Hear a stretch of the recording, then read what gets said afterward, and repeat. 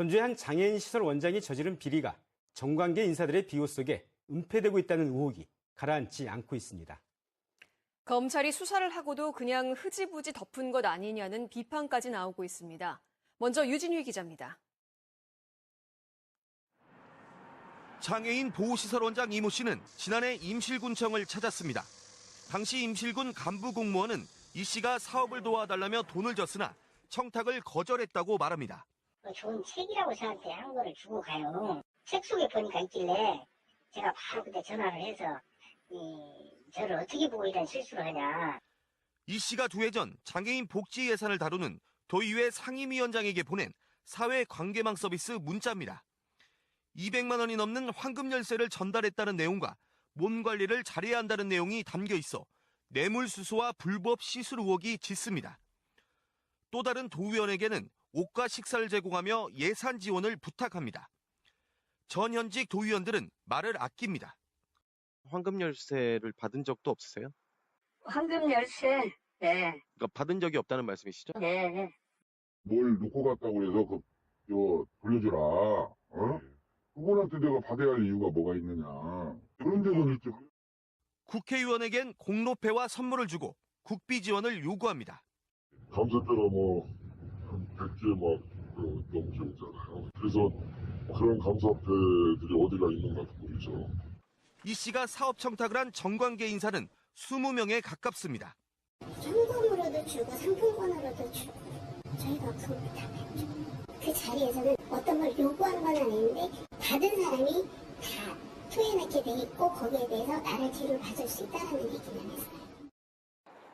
공침이나 금품 제공을 미끼로 청탁을 한 혐의에 대해 검찰은 지난해 압수수색까지 했지만 이후 수사는 흐지부진했습니다.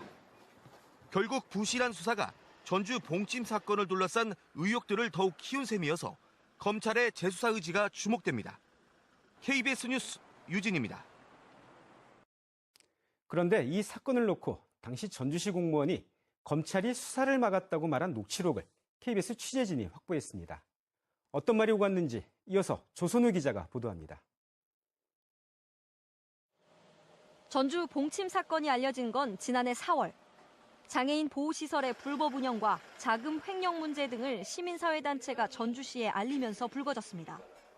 전주시는 곧바로 실태 조사에 착수했지만 불법 의료시술과 로비 사실을 밝히는데 한계를 느꼈습니다.